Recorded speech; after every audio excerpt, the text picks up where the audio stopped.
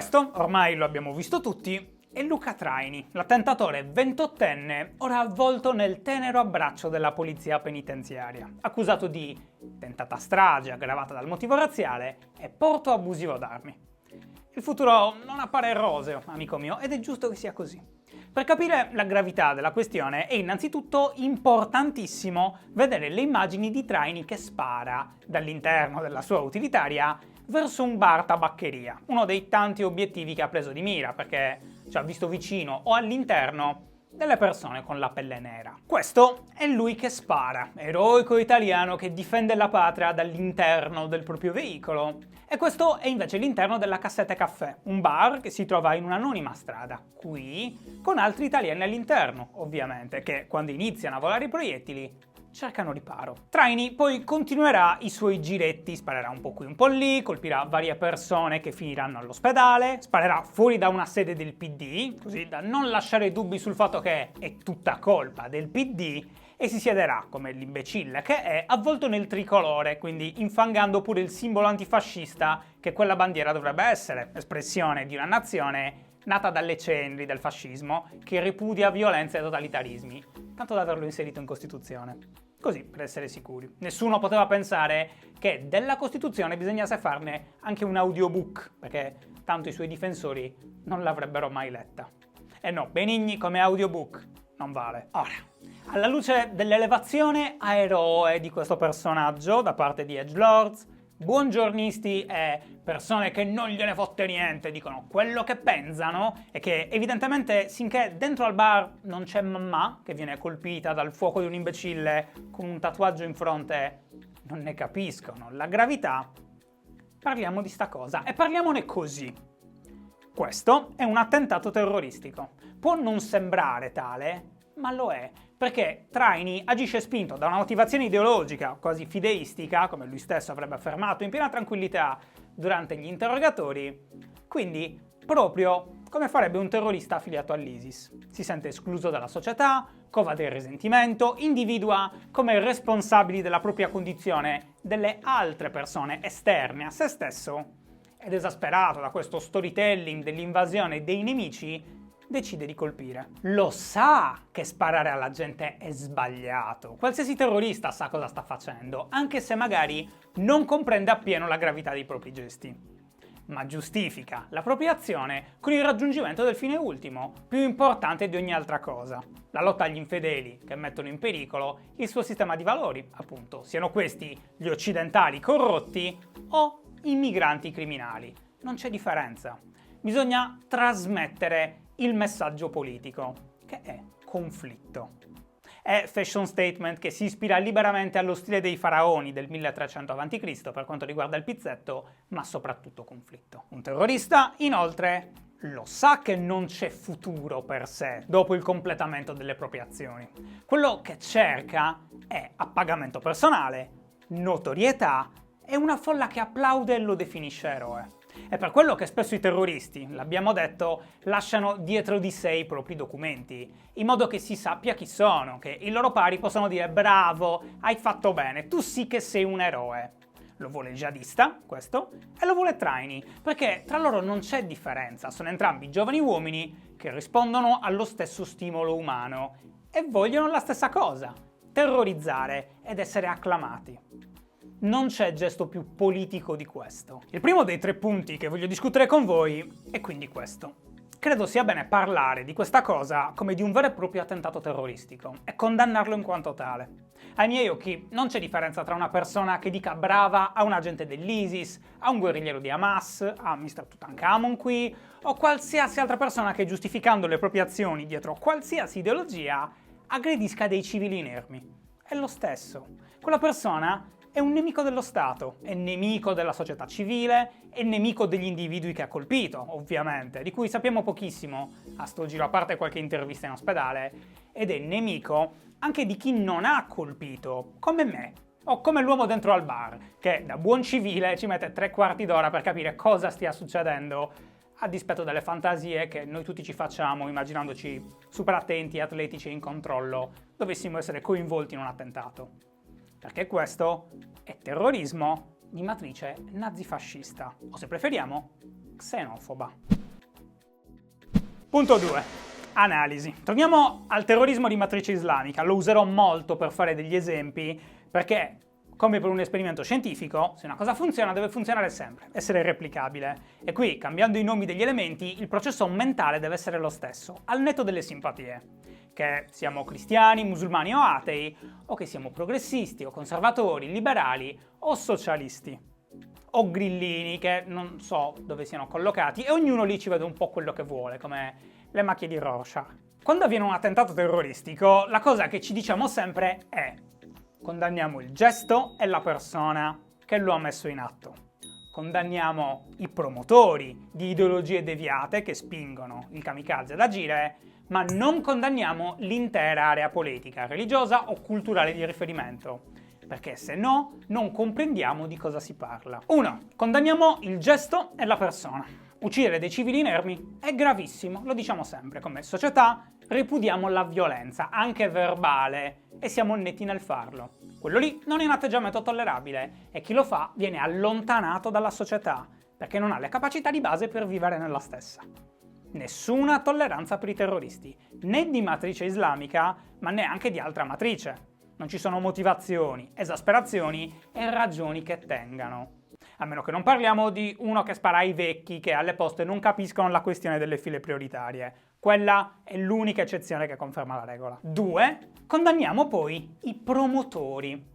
Condanniamo al-Baghdadi, per dire, il capo dell'ISIS, che è molto facile perché è in una posizione che gli permette di non dover usare mezzi termini e complicati giri di parole. Morte agli infedeli, che sono tutti tranne i suoi.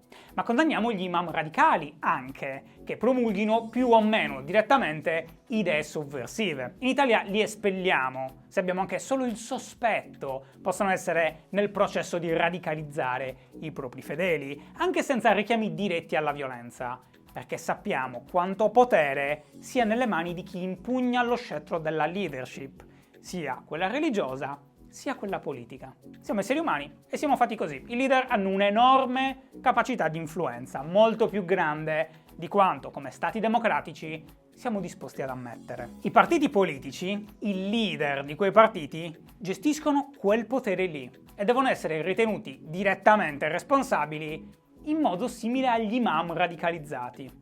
C'è ovviamente una differenza tra dire morte agli infedeli e dire, come fa Salvini, la violenza è sbagliata ma è colpa dell'immigrazione, lo diciamo per chi ha problemi di comprensione del testo e del contesto, per chi non è abituato a tracciare similitudini tanto astratte, che servono per illustrare dei concetti, e per le categorie protette che dovessero finire per sbaglio su questo video, come le tweet stars. Ma il messaggio intollerante alla base è lo stesso. Tutte e due le parti giustificano, a livelli sensibilmente diversi ovviamente, ma parliamo anche di sistemi diversi, un certo comportamento che assolve o mitiga o cerca di contestualizzare la responsabilità dell'azione del singolo, finendo per giustificarla.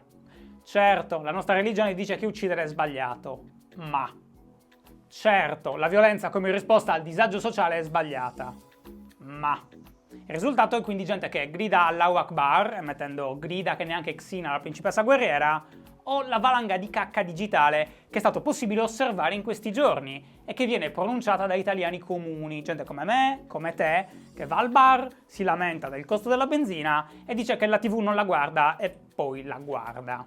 Ma che poi scrive: traini, eroe. Quello che però è importante sottolineare è che a monte entrambe le parti hanno a cuore un obiettivo che è sostanzialmente politico.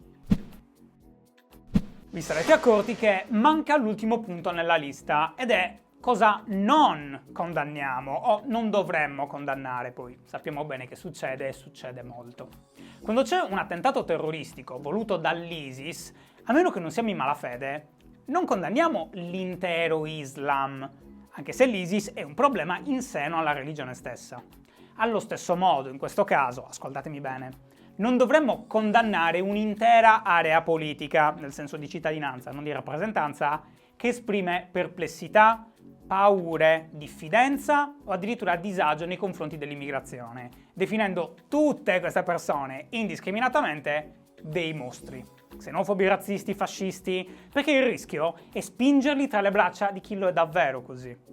È una cosa impopolare da dire, ma l'ho detta altre volte e me ne prendo la responsabilità. Come un padre. Nel nostro paese ci sono delle tensioni e delle paure relative all'arrivo di persone povere e diverse. Ed è normale sino a un certo punto, perché l'immigrazione, come tutte le cose, è un fenomeno umano che, se governato bene, è fonte di benessere. Ma se è fuori controllo, può rappresentare un problema, specie nel breve periodo, in modo molto simile ad altri eventi naturali, come boom e cali delle nascite. Se ci sono boom di natalità, e a questi non seguono politiche sull'educazione, di welfare, di aiuto alle famiglie, le stesse nascite, che sì, bellissime, il regalo di Gesù, la cosa più bella che gli elfi del bosco possono regalarci, diventano un problema. E molti paesi, come l'India e la Cina, ce lo hanno dimostrato e cercano di metterci una pezza.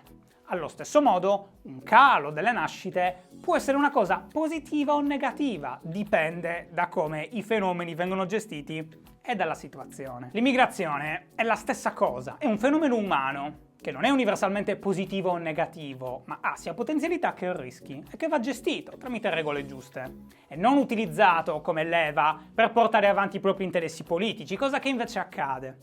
Il punto è che però avere un atteggiamento critico nei confronti della gestione dei flussi migratori non è necessariamente sbagliato. Io sono molto critico e ritengo addirittura che l'immigrazione possa essere una risorsa, ma sono critico lo stesso. E se ci mettiamo in testa che qualsiasi persona critica del sistema, non delle persone, sia xenofoba, stiamo effettuando una banalizzazione simile a quella di chi afferma che tutti i musulmani siano terroristi. Questo video è così astratto che mi sto convincendo che internet non sia il luogo più giusto nel quale metterlo. Ma vabbè, domani parliamo di Logan Paul e riequilibriamo. Ma per ora rimaniamo sullo stesso esempio. Esattamente come chiediamo a tutti i musulmani di prendere le distanze dal problema che è nato in seno alla propria religione, dobbiamo chiedere a tutte le persone critiche della questione immigrazione in Italia, non quelle pazze convinte che sia tutto un piano degli illuminati, quelle son perse, parlo dei cittadini normali, che sono la maggior parte, che percepiscono un disagio e lo sentono sminuito nel dibattito pubblico, di comunque prendere le distanze e condannare i nostri imam radicali della politica. Perché anche se fingono di cadere dal pero, i nostri leader sanno benissimo che le loro parole smuovono centinaia di migliaia di individui. E basta uno per incasinare le cose. L'Italia è stata, solo qualche decina d'anni fa, teatro di terrorismo di matrice politica, di destra e di sinistra. Molto più grave di questo è proprio come l'ISIS, che colpisce principalmente i musulmani, il nostro lasciava per strada, in terra e nelle stazioni dei treni e ovunque altri italiani, usando come scudo la politica, ma con in testa il solito obiettivo prevaricatorio nei confronti degli altri, per accumulare influenza, forza e potere. Non c'era crisi dei migranti ai tempi, soltanto una larga fetta dell'opinione pubblica che, in nome di un'ideologia, faticava a condannare i delitti eseguiti nel nome della propria parte politica. Bisogna condannare, invece. Siamo andati avanti per anni con le bugie, gli hotel a 5 stelle, ONG taxi del mare, le cooperative dell'accoglienza mafiose, e i wifi gratis, i 35 ore al giorno regalati, il razzismo nei confronti degli italiani. Tutte queste robe che alimentavano la rabbia di chi si sente lasciato indietro e che va aiutato, non sfruttato nella propria rabbia per avere un tornaconto politico, perché sempre lì si torna, dicendogli semplicemente che sì, bravo, fa bene ad essere arrabbiato, e anzi inventando nuove ragioni per tenere caldo questo sentimento. È importante che, come società civile, come persone razionali e ragionevoli, diciamo no. Posso pensare che la Bossi-Fini, legge peraltro a prima firma leghista ed estrema destra, tuttora in vigore, non l'ha inventata il PD, sia sbagliata e vada alleggerita, o indurita, modificata, qualsiasi cosa. Però è importante che diciamo che la violenza fascista non va bene, perché a me personalmente, che un rincoglionito con un tatuaggio in fronte si metta a sparare per strada, non andrebbe bene nemmeno se gli immigrati fossero 4 volte quelli che sono. E 2, che diamo modo a chiunque di fare altrettanto, di non sentirsi obbligato per esclusione a stare con gli ambienti peggiori della società, che non sono i migranti, sono i fascisti, i violenti, gli antidemocratici, i picchiatori. Quella gente lì. Non fidiamoci di chi si propone così inflessibile nei confronti degli altri. perché domani lo sarà nei vostri confronti. Sappiamo benissimo che le parti politiche in questione, che parlano della difesa delle nostre donne, tirando dentro la questione di Pamela ovviamente, la ragazza che è stata fatta a pezzi da quello che parrebbe essere un nigeriano, è stato solo accusato, si sarebbero rivoltati contro di lei e le sue libertà se soltanto il nigeriano fosse stato un italiano. Sarebbe stata definita una troia, una zecca, una drogata che scappa di casa, finisce in comunità, frequenta spacciatori e che evidentemente rimane incastrata nelle maglie di questa vita non conforme a ciò che ci si aspetta da una brava ragazza italiana. Da con noi sarebbe stata facilmente identificata tra quelli che stanno contro di noi e velocemente avrebbe perso il diritto di essere difesa, perché chi vuole governare con la paura, la prepotenza e il conflitto, poi sa solo governare con la paura, la prepotenza e il conflitto. Anche se la politica tutta si mette, chi più chi meno, a inseguire questi populismi, spaventata dall'idea di perdere i voti delle minoranze rumorose e violente, e non riesce a condannarli nettamente, chiamandoli per quello che sono, attentati, violenza, fascismo, atti sovversivi, incitamento all'odio, non è necessario che lo facciamo tutti. E noi, società civile, possiamo e dobbiamo metterci di traverso e dire stop, basta. Perché andando avanti così, se nessuno fa niente e dice niente, non si può che peggiorare.